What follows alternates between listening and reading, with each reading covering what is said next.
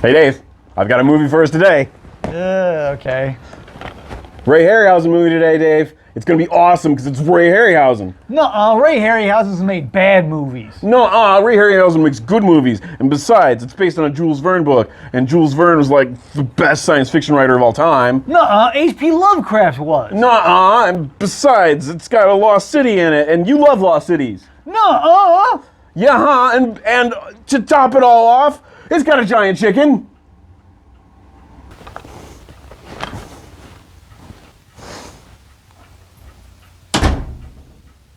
God damn it. Since the earliest days of movie making, the genre of the Lost World and its prehistoric denizens is one that always seems to die out, only to be rediscovered once again. From B-movies and cult films to modern blockbusters, we are the raiders of the lost genre.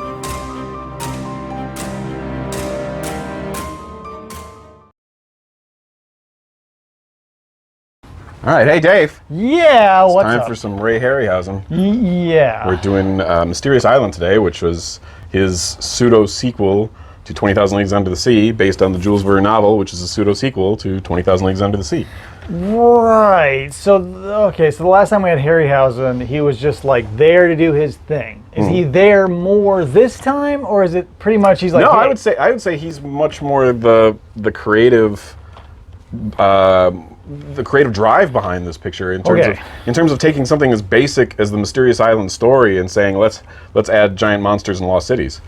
It seems like it's got everything it should have because it's got lofty goals, but also terrible monsters. We shall see. If you take a regular animal and make it big, I find it maybe less scary. But there's a reason for it. There's a plot. There's always Light of the Leap has had a reason. Oh, that's fair. Were you afraid of that reason? Not counting the nightmare I had last night? No, I guess not. Well, I mean, DeForest Kelley is pretty freaky. That's true, he is. But, so yeah, we'll see what happens. My judgment is being kept at bay. Let us do Mysterious Island. Aye, sir. All right, off we go.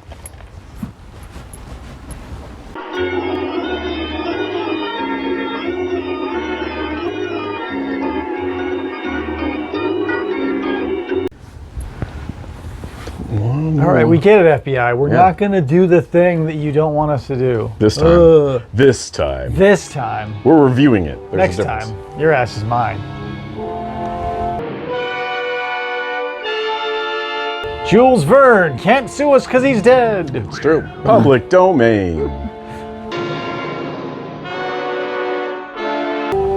Bernard Herrmann, I believe, is the composer on these. Good scores. I like the scores. In fact, I think I have this on vinyl. Hipster. Some films focus on the journey to the Forbidden Lair, while others discover lost worlds along the way of some other exceptional journey. If only we could find Captain Nemo.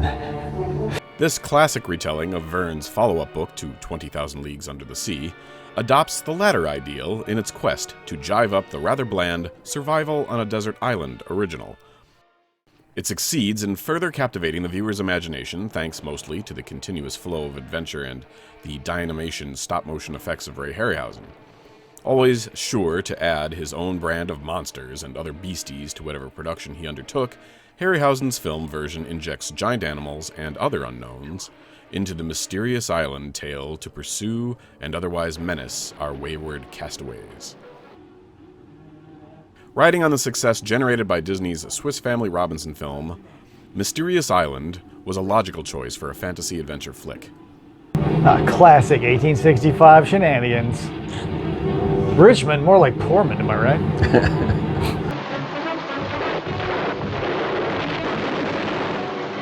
Look at the little cartoon people. Mm-hmm. Well, actually, it's just really bad blue screen. Yeah. When the main characters of Verne's book, American Civil War soldiers, escape their confinement via an air balloon and drift out to sea. The kid is scared. I can hear you! I'm right here. Here comes the pratfall, come on. Whoa!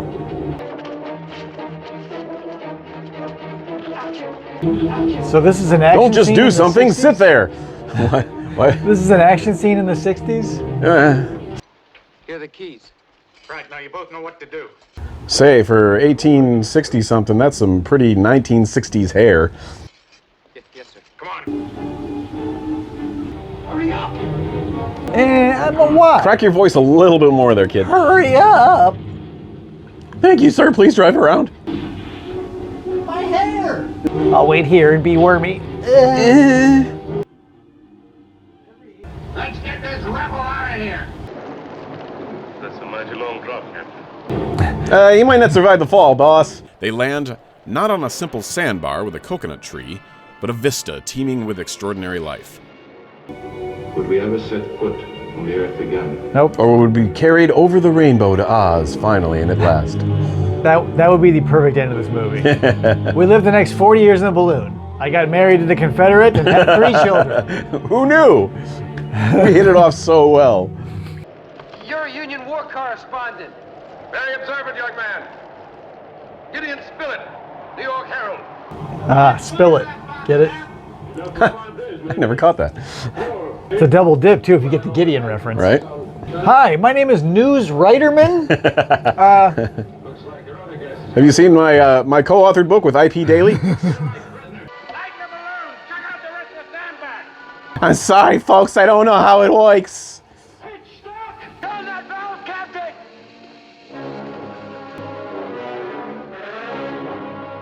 Fucking Confederates, they don't know shit. No wonder they lost the war.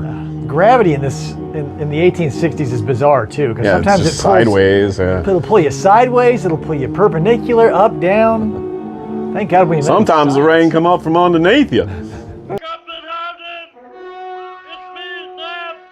I found this French horn.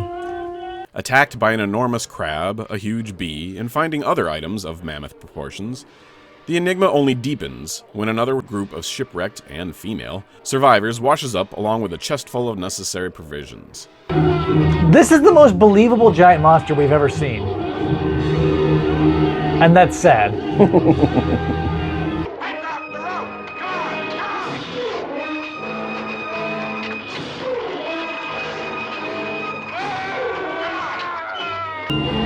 Like, the miniature is beautiful. This is awesome. All the close-ups add a nice reality to it. Yeah. I love this sequence.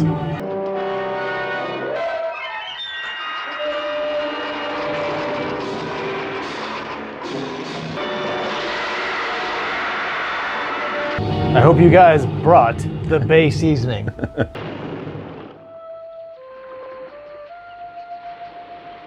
All right, I'll cook. That was it? That was all I had to convince you? Yeah, it's the least rambunctious crowd of misfits ever.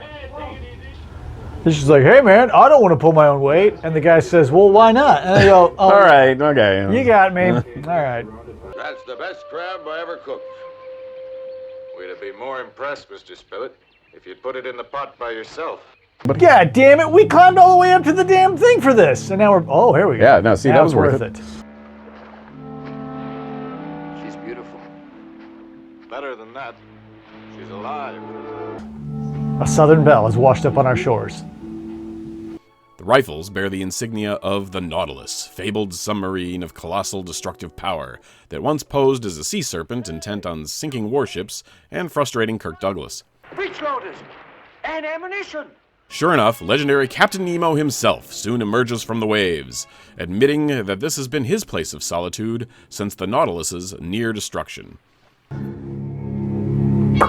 Hello. He has meanwhile been devising a science of gigantism in order to supersede the world's dwindling food supply, and intends to take his secrets back to civilization with our hero's help. A smaller giant crab? No, Dave. Something far worse. Express yourself in some way, man. Do something to let us know Something what's far, happening. far worse than a giant crab. Why, it's A green screen. a giant chicken. Oh my God. It's Colonel Sanders' worst nightmare. You know what?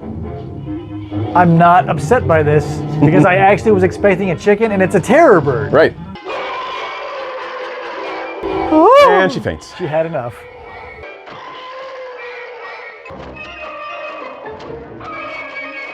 He finally grew a pair. Seamless, though. Yeah.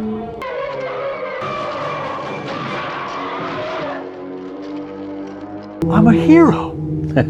I finally did something. Another pressing reason for moving out soon. Also, it would be too small for my Dick. needs. Fortunately, Not to mention my ego. Ladies. Without the Nautilus in operation. That's his glass. Without the Nautilus in operation. Excuse me. This is Nemo's chalice. None of you can drink from it. When Nemo leads the castaways on a walk across the seafloor past the sunken remains of an Atlantean city, they are attacked by a giant tentacled sea anemone, which only Nemo's electrical gun can send packing back to the aquarium. Oh no, the Confederate soldier guy. And he's not even a kraken, it's an ammonite. A really big one. Holy crap, that's the best cephalopod I've ever seen. Good thing we have this convenient electric gun. Earlier in the movie, Nemo invented a plot device that saved our asses.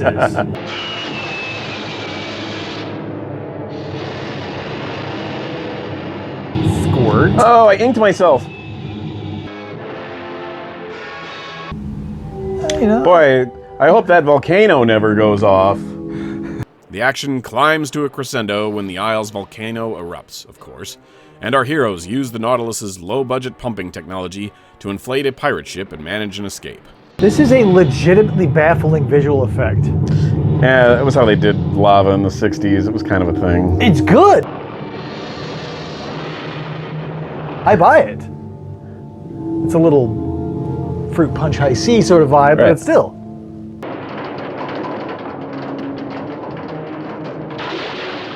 Nemo's gonna pull a holy grail, isn't he?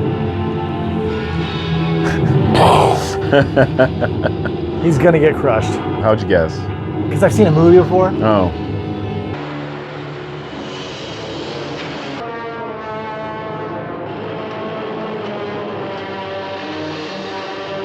Yeah, I mean, you're essentially blowing up a bouncy house with the equivalent of a pair of human lungs. Sure, 4 or 5 seconds tops. Alas, Nemo is killed, and his secrets are lost forever, though he dies wearing a rather beautiful Edwardian smoking jacket. Again. Oh wow, that place went to shit fast. Yeah, it did.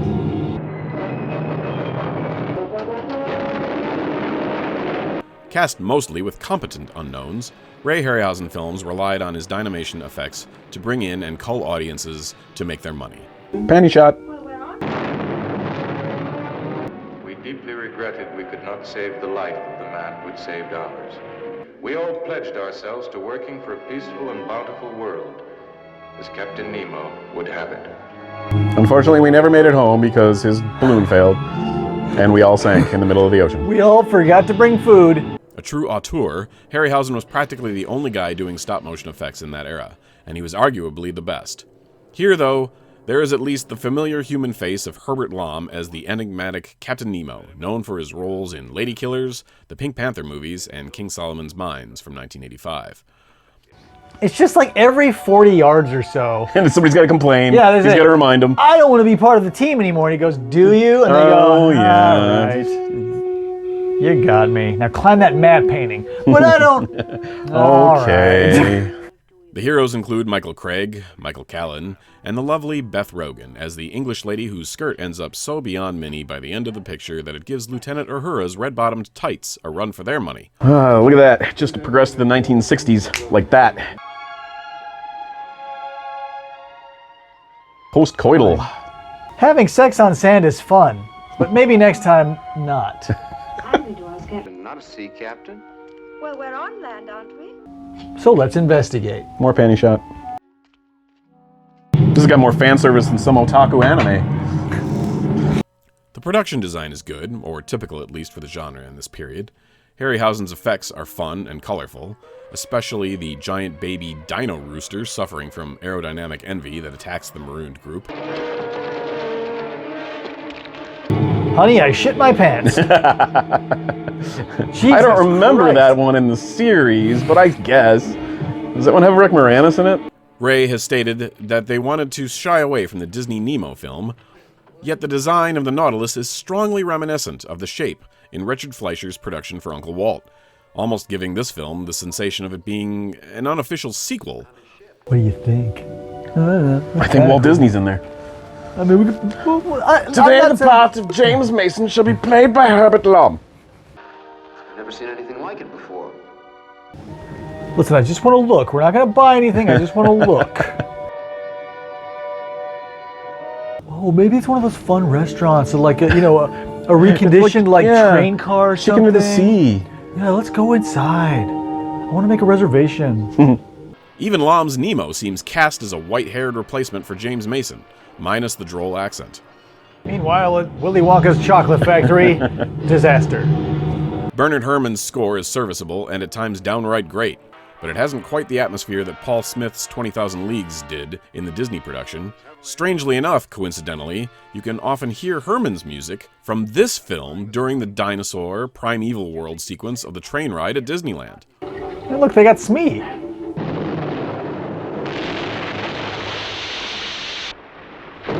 They're all wearing Disney pirate costumes. Harryhausen and producer Charles Schneer are quoted as saying that one of the reasons they chose this project after making successful Sinbad and other giant monster flicks was that Verne's Mysterious Island was the most popular book of its kind in American libraries at the time. I see one of the Jungle Cruises come by. If you look to your left, what the fuck? It's the backside of water. It turned out to be a wise choice, as the film is today considered one of the classics within the genre, and Harryhausen's visual effects library. The next pirate. Yo-ho-ho, ain't a bottle of rum. What's wrong with He got drunk faster than anyone ever. Well, you don't know what's in there. It's like 250 proof. While most of the creatures and menaces of Mysterious Island are the byproduct of Nemo's hidden, and in the case of the Nautilus and its technology dying, genius, the adventure among lost mysteries is propelled here by the undersea world that the captain introduces the viewer to. In any case, stranded adventurers rarely had this much fun. I could watch her crawl around in that outfit all day. I mean, we have, practically. This movie's amazing. So the mysterious part of this island, I don't know if anything ever happened with that. Like, don't get me wrong, it was mysterious. And the funny part is like a lot of what is mysterious in this film is like added in by Harryhausen to make it a good motion picture for stop motion dynamation. I think the original book is just like how to live on a deserted island. Yeah. Oh, and by the way, Captain Nemo happens to be there. But something about this made it palatable. Yeah, Harryhausen's, they always at least, they never get name stars for the most part, but they always get competent actors. Yes. Yeah. So that was our weird thing happening. This was The Land Unknown, competently done. And the volcano blows up this time. And the volcano blows up. That's the thing. We have stakes and payoff, and the animals, even though, they look ridiculous and are more or less run-of-the-mill things. Aside from the terror bird, you have a giant crab. We've seen crabs. You've got giant bees. We've seen bees. And the giant, The ammonite. Ammonite, which is kind of a cephalopod? Yeah, right. it's what octopuses were before they were too haughty for their shells. I don't need this show anymore. So seeing all those things, I was like, oh. Our coward character learns the error of his ways. Yeah, everybody has an arc. Yeah. More or less. Yeah. Except for maybe our captain. I don't think our captain... Yeah, no, he's just Captain Stoic the whole time. Yeah, that's the thing. Everybody, he just sort of comes in and stoically dictates... Delivers his lines. Yeah. And then he delivers the dialogue. And then he delivers the narration. And even the females of the picture, which in this time period hardly ever happens, are completely fleshed out. Yeah. Maybe not completely. The ant has way more than the... Yeah, she's got a bit of an arc. She starts off as like the typical stuffy upper class Brit. This Nemo with his submarine, did you call it? What does that do? Below the water? How ghastly. She's like, I'm the best horse rider, I'm the best shooter. She's like basically building up these skills. She never gets to shoot. And I'm thinking, but she does shoot. I will refresh your memory. So, as the pirates are coming in, the pirates drops a gun. Yes. You... Nautilus. Here, let me see that. F-U-C... Hey! You know, for the fact that Captain Nemo doesn't show up until literally an hour into the picture, he is at least name dropped before then, so it's not a huge surprise. Right, it is. But by then I totally forgot it. I had 100% forgot it. Because like, I felt like one of the characters. He stopped brushing that coif long enough to give them some rifles. What a beautiful head of hair, number one. Number two, the beard, immaculate. Because he's the only man who can grow a beard where the tips are automatically frosted. If you were able to see... No, I was looking... The tips of the beard frosted. Underneath, he's still growing a black beard. He's the unseen hand of the picture. Yeah. Because he's like, stepping into hell. He's literally like the Deus Ex Machina. Yes. The pacing issue. If we were going to remake another movie after Dinosaurus, it's going to be this one.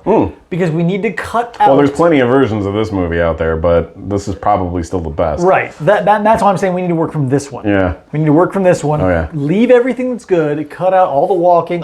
Pose to the audience and the viewers and everybody in the What film. do you folks think at home? What could be the mystery of Mysterious Island? Every time something... Well, I really don't want to be a part of this crew, Captain. Well, are you sure? You should be a part. You're right. There we You're right. go. I should be a part of the crew. I should be a captain.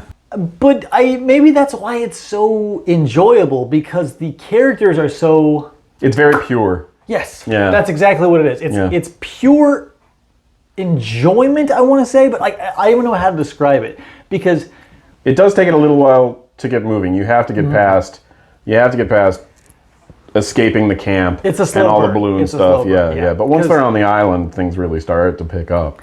It is very Guanji in that we're building a lot of worlds that we're Probably not the going same screenwriter. Oh, probably. Yeah. But we spend a lot of time building a world in which we are not going to live in. Yeah. It's a little light on monster action compared to some Harryhausen films, in a way. But it's fine. Yeah. Because overdoing it is too much, and not having enough is he's awful. good at, he's really good at timing, isn't he? It's like it's like really the 5-minute chicken fight. No, we're not doing the 5-minute chicken fight. With we're doing a 3-minute chicken fight. With Harryhausen, he knows exactly where the threshold is. Yeah. Because right when you start to get antsy, right when you're being like, okay, we've seen enough of this, even before that, 10 seconds before that, he says, okay, we're done. Yeah. You don't even get a chance to be like, you don't even get the feeling of how are they going to get out? Oh, that's how they got out of that. Yeah. It's just long enough. The crab is just long enough. The crab is the longest one. Yeah, actually, I think it is. And it's the most unremarkable monster because it's simply a crab. Yeah. Kind of want to look up some production photos now of the squid dude. Right. It's kind of a neat looking critter. All of them were really well done. Yeah. So what did you say the chicken was supposed to be? A terror bird. Okay. So it's like a prehistoric? Yeah. So we're, the mysterious part of the zoology. So we're saying that Nemo essentially found a mosquito in amber and dug into it and was like, this is the chicken I'm making. I mean, possibly, but then where did the crab come from and the giant bees? Well, he made them. He was making giant things to make food for humanity. So in large so amounts, when we were watching, I just thought that because I mentioned during the screening, I was like, his idea is to come to an island where giant things are. Right, yeah, I don't know if his original idea was to bring the scrolls and the couple of beakers, and the giant chicken and the giant bees and everything onto the boat, or what? There was a bone there. There was a beautiful stew bone of Captain Nemo making giant monsters that are delicious. Yeah. Because, and not for nothing, I say they're delicious because they eat all of them. We didn't even see the scene where they eat the pirates. Right, they eat the pirates, they eat the crab, they eat the clams, they eat the honey from the bees. Right. Everything is used. They obviously ate that one chick's dress. Yeah, they scarfed it down because it was made out of fruit roll-ups. But the only thing they don't eat is the ammonite at the end, and simply out of necessity. Right. They just didn't have time to drag it aboard the boat. It's like when you're... The shell is really heavy. Right. It's like a rock underwater. I wonder what that baby tasted like. It's like, we forgot to bring food, and we left 14 tons of calamari on the ocean floor. Talk about setup and payoff, though. It's like, hey, we have an electric gun. Why? Because we can? No. We need something to shoot the ammonite in the face. Right. Later. And that's all you need as far as setup. I think when people maybe get this from an outside perspective, they say, well, setup and payoff takes so much time, Dave. It takes so much time. No, it really doesn't. Zero time. It's kind of storytelling 101.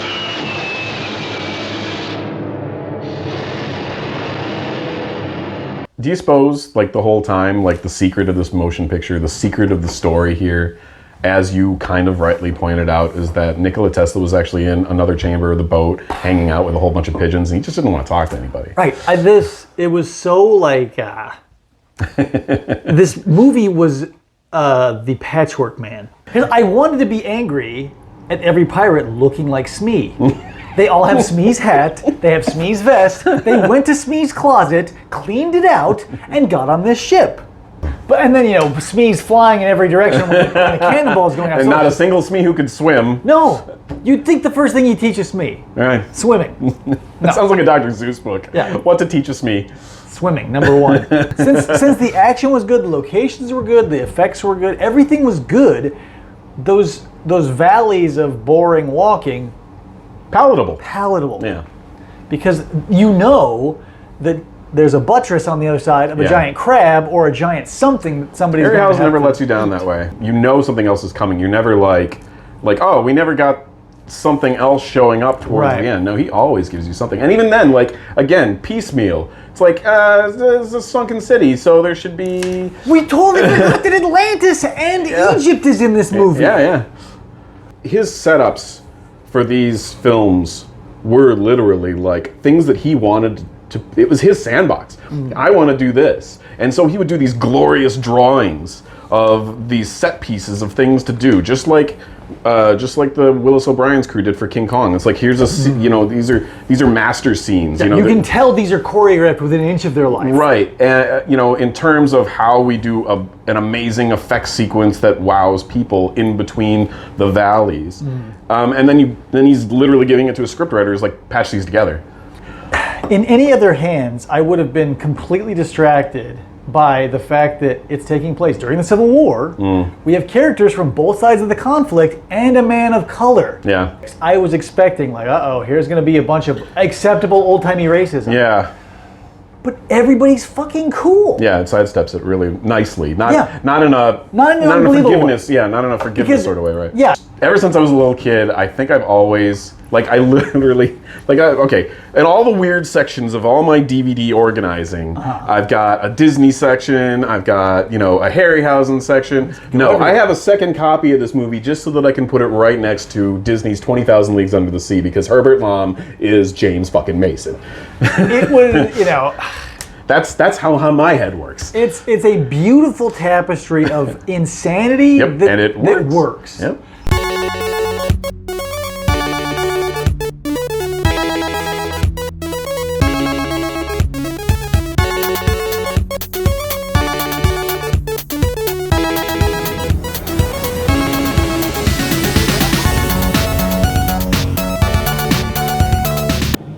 Don't say still and now if it's the same thing. Still going westward now. Oh. The Department of Redundancy Department?